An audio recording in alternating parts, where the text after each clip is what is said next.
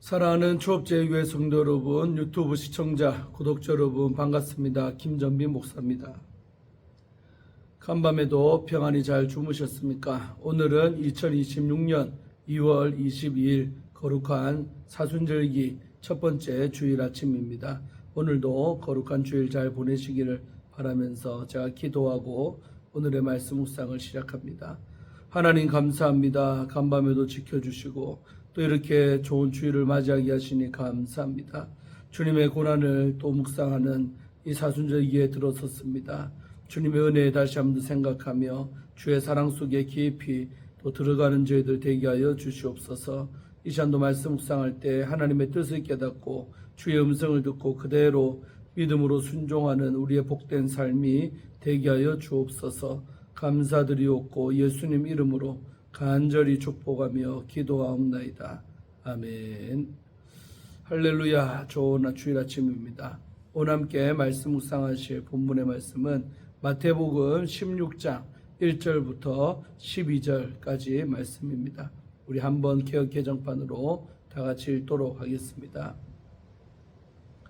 바리새인과 사두개인들이 와서 예수를 시험하여 하늘로부터 오는 표적 보이기를 청하니 예수께서 대답하여 이르시되 너희가 저녁에 하늘이 붉으면 날이 좋겠다 하고 아침에 하늘이 붉고 흐리면 오늘은 날이 굳겠다 하나니 너희가 날씨를 분별할 줄 알면서 시대의 표적은 분별할 수 없느냐. 악하고 음란한 세대가 표적을 구하나 요나의 표적밖에는 보여줄 표적이 없느니라 하시고 그들을 떠나가시니라. 제자들이 건너편으로 갈새 떡 가져가기를 잊었더니 예수께서 이르시되 상가 바리새인과 사두개인들의 누룩을 주의하라 하시니 제자들이 서로 논의하여 이르되 우리가 떡을 가져오지 아니하였도다 하거늘 예수께서 하시고 이르시되 믿음이 작은 자들아 어찌 떡이 없으므로 서로 논의하느냐. 너희가 아직도 깨닫지 못하느냐. 떡 5개로 5,000명을 모이고 주운 것이 몇 바구니며 떡 7개로 4,000명을 모이고 주운 것이 몇 광줄이었는지를 기억하지 못하느냐. 어찌 내 말한 것이 떡에 관함이 아닌 줄을 깨닫지 못하느냐. 오직 바리새인과 사두개인들의 누룩을 주의하라 하시니 그제서야 제자들이 떡의 누룩이 아니요 바리새인과 사두개인들의 교훈을 삼가라고 말씀하신 줄을 깨달으니라. 아멘. 오늘도 먼저 주의할 때 은혜 받으시기를 바랍니다. 자, 오늘 1절부터 3절의 말씀은 하늘에서 오는 표적에 관한 말씀이 나옵니다. 1절에서 4절은 예수님이 갈릴리에서 바리새인 및 사두개인들과 대면한 마지막 장면입니다. 이들은 예수님을 시험하려고 하늘에서 오는 표적을 요구합니다. 1절 말씀이죠. 하늘에서 오는 표적은 하나님이 예수님을 보내셨음을 입증하는 증거라고 할 수가 있습니다. 구약과 유대교에서는 하늘과 표적을 연결해 인식을 합니다. 하나님은 모세에게 하늘에서 양식을 비같이 내려주실 것을 약속하셨고 우리 출애굽기 16장 4절에 나오죠. 엘리야의 기도에 불을 내리심으로 응답을 하셨습니다. 태양을 멈추게 하는 여호수아의 기적은 하나님의 능력이 그들과 함께함을 증명했습니다. 바리새인과 사두개인들이 언급한 하늘의 표적은 하늘에 나타나는 표적입니다. 이 표적은 유대인들이 안티오쿠스 4세 에피파네스의 이교 정책에 대항해 싸울 당시에 목격한 초자연적인 현상과도 관련이 있습니다. 유대민족에게 승리를 안겨준 하늘의 군대일 수도 있습니다. 전투가 격렬해졌을 때 하늘에 5사람이 황금 제갈을 물린 말을 타고 위풍당당하게 유다인의 앞장에 서서 나가는 광경이 적군에게 보였다. 우리 외경이지만 마카베오 우리 하서 10장 29절에 나오는 구절입니다. 로마에 유배된 상태에 있는 유대 백성은 메시아로서 군사력을 동원할 수 있는 능력을 입증하는 하늘의 표적을 기대했습니다. 그러나 바리새인들과 사두개인들이 예수님께 그러한 능력을 기대한 것은 아닙니다. 바리새인들은 예수님을 메시아로 믿지 않았으며 성전을 중심으로 특권을 유지한 사두개인들은 그들의 기득권을 흔들 혁명적인 메시아를 기대하지 않았습니다. 서로 갈등 관계였던 바리새인과 사두개인은 예수님에 대해서 기대를 하지 않았고 시험을 목적으로 표적을 요구했던 것입니다. 그들은 예수님이 하늘에 나타나는 표적을 보여줄 수 없다고 생각을 했습니다. 이 장면은 바리새인과 서기관들이 표적을 요구한 모습과 비슷합니다. 예수님은 표적을 요구한 음란한 세대가 귀신들의 지배를 받게 될 것을 경고하셨습니다.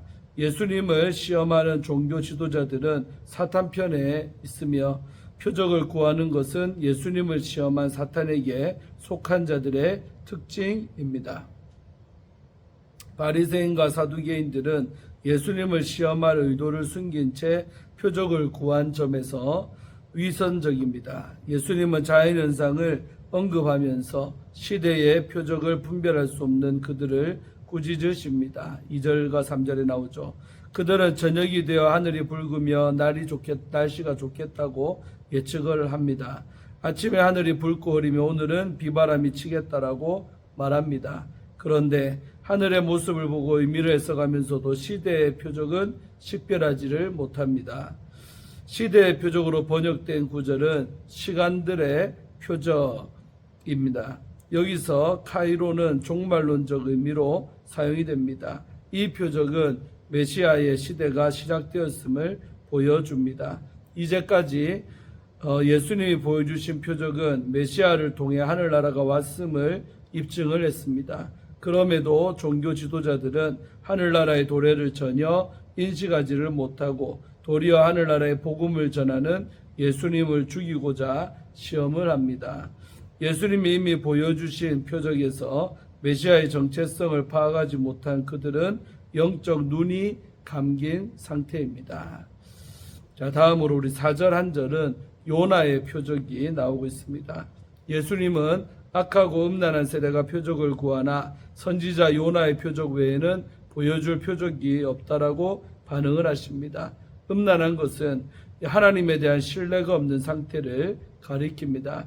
하나님을 신뢰하지 못한 광야의 백성이 하나님을 시험했던 것처럼 종교 지도자들은 하나님의 권능으로 오신 예수님의 말씀과 행위를 믿지 못하고 시험합니다. 예수님은 12장 40절에서 41절에서 요나의 표적을 당신의 십자가의 죽음과 부활과 연결하셨습니다. 요나의 경험처럼 예수님은 3일 밤낮을 죽음에 있으실 것입니다. 바리새인과 서기관들은 표적을 구했으나 예수님이 보여줄 표적은 인자의 죽음뿐입니다. 악하고 음란한 세대는 강렬한 표적에 집착했기 때문에 약한 종의 모습으로 오신 예수님의 정체를 파악할 수가 없었습니다. 또한 요나의 표적은 하나님의 심판 메시지를 전한 선지자에게 니느웨 사람들이 보인 반응을 포함합니다. 니느웨 백성은 선지자 요나가 전한 메시지에 회개했습니다. 니느웨 백성처럼 가나안 여자는 예수님의 권위를 믿었고 기적을 경험하고 예수님께 칭찬을 받았습니다. 이방인 무리는 몸이 불편한 사람들을 예수님께 데려왔고 이스라엘의 하나님께 영광을 돌렸습니다. 이방인들이 메시아의 정체를 알고 하나님께 영광을 돌린 것과 달리 하나님의 백성이라는 세대는 예수님을 시험함으로써 하나님을 신뢰하지 못하고 있음을 드러냅니다. 자, 우리 5절부터 12절까지 말씀은 제자들의 이해력이 나오고 있습니다. 누룩은 처음에는 중요하게 보이지 않으나 어느새 전체 반죽에 퍼집니다. 바리새인과 사두개인들의 가르침에 끼치는 영향은 시간이 흐르면 백성 전체의 불신으로 나타날 것입니다. 예수님이 누룩을 언급하시자 제자들은 빵을 가져오지 않은 일을 생각을 합니다. 7절 말씀이죠. 그들은 말씀의 의도를 파악하지 못합니다. 예수님은 5,000명과 4,000명을 먹이신 사건을 그들이 잊었음을 꾸짖으십니다. 9절부터 10절이죠. 그제야 제자들은 예수님이 바리새인과 사두개인들의 가르침에 대해 주의를 주셨음을 이해를 합니다. 12절 말씀이죠. 바리새인과 사두개인들의 공통적인 가르침은 고난의 길을 거부하는 것입니다. 그들의 시각에서는 예수님의 죽음과 부활을 예시하는 요나의 표적을 수용할 수가 없었던 것입니다. 예수님은 그들의 가르침을 경고하셨으나 현실에 대한 염려가 제자들의 영적 판단력을 마비시키고 말았습니다. 하나님이 공급해 주신다는 사실을 그들은 잊었습니다. 바리새인과 사두개인들의 누룩은 먹는 문제에 몰입하고 염려하는 제자들의 이해력을 급속히 마비시킬 것입니다. 아멘. 네, 오늘 우리 주회를 마쳤고요. 시대의 표적을 분별하는 성도의 믿음이라는 주제를 갖고 함께 말씀 묵상할 때 은혜 받으시기를 바랍니다. 오늘 본문에서 예수님은 시대를 바라보는 눈이 얼마나 중요한지를 가르쳐 주십니다. 종교 지도자들은 하늘로부터 오는 표적을 요구하며 예수님을 시험하고, 제자들은 주님의 말씀을 듣고도 당장의 떡 문제의 마음을 빼앗깁니다. 예수님은 그들이 영적으로 둔하고 믿음이 부족함을 책망하시며, 참된 제자는 시대의 표적을 분별하는 눈을 가져야 한다고 말씀하십니다. 오늘 성도인 우리는 혼란한 시대 속에서 어떤 믿음의 자세로 살아야 하겠습니까? 먼저 기적을 요구하기보다 시대의 표적을 분별하는 믿음으로 살아야 합니다. 바리새인과 사두개인들은 하늘로부터 오는 표적을 구하며 하나님 예수님께 당신을 증명해 보라고 요구하십니다. 이는 예수님을 시험하고 넘어뜨리려는 악한 마음에서 나온 요구였습니다. 예수님은 그들이 날씨는 분별하면서 정작 하나님이 무엇을 하시는지는 깨닫지 못한다라고 책망하십니다. 예수님 안에서 하나님 나라가 임하고 있는데도 그 시대의 참된 표적을 알아보지 못한 것입니다.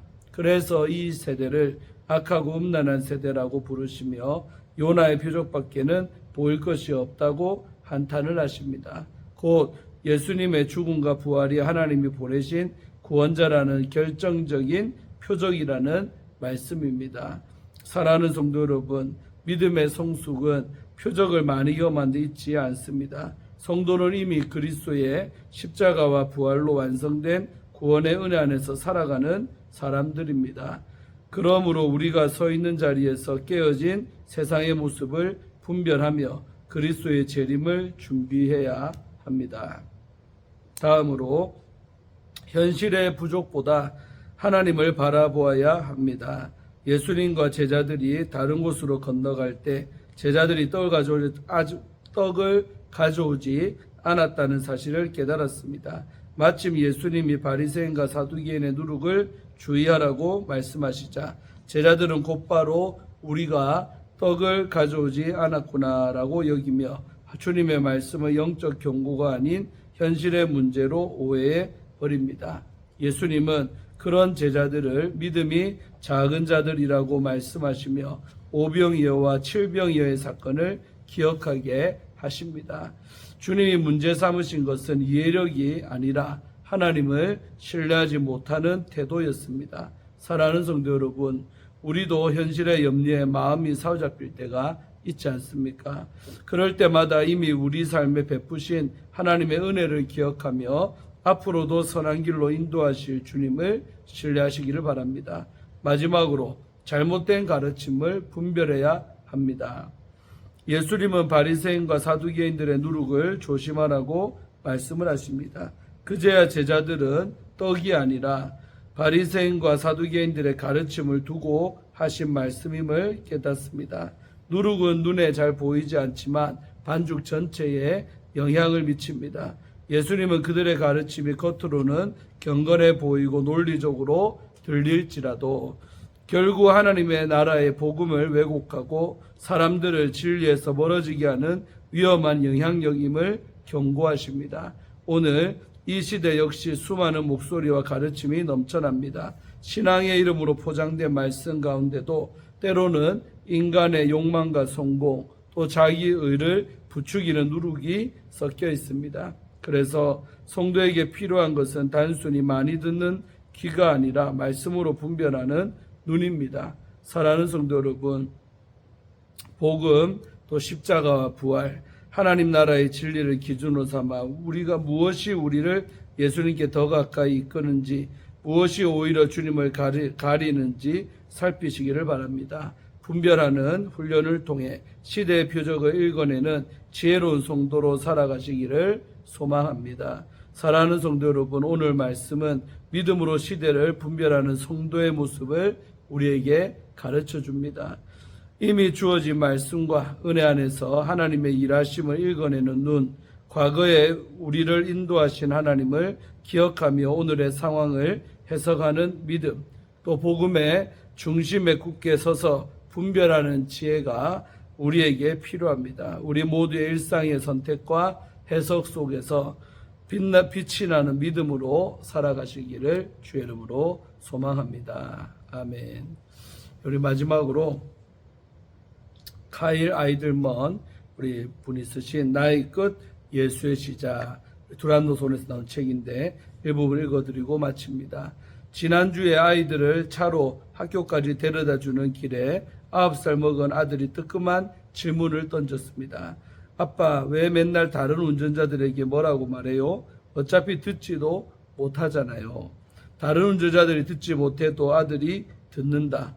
그 말은 다른 운전자들을 축복하고 격려하는 말이 아니었다.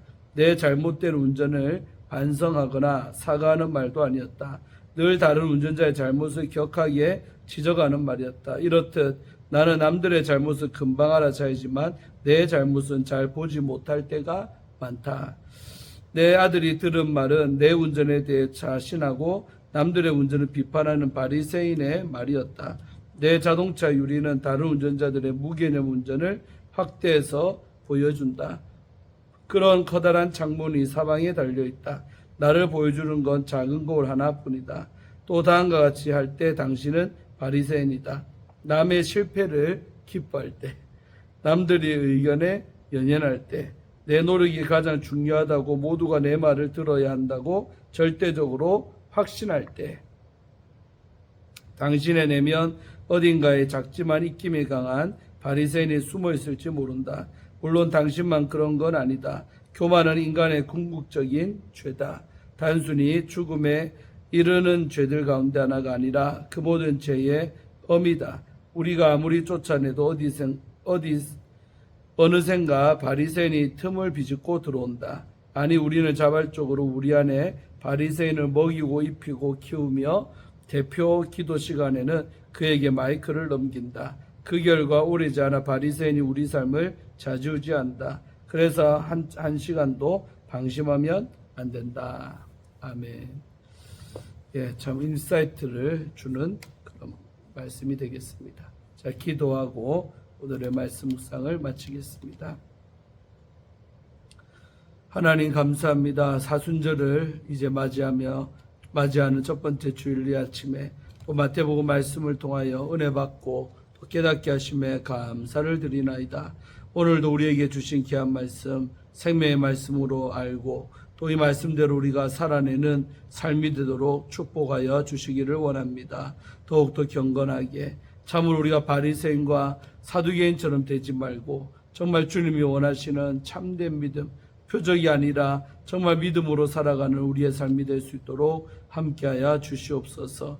이번 사순절도 은혜 가운데 잘 보낼 수 있도록 하루하루 경건하게 정말 주님과 더 가까워지는 그런 시간을 보내는 이 사순절기가 되게 하여 주옵소서. 감사드리옵고 오늘 주일 모든 일정 맡기며 또 은혜 받게 도와주시기를 원하며 예수님 이름으로 간절히 축복하며 기도하옵나이다. 아멘.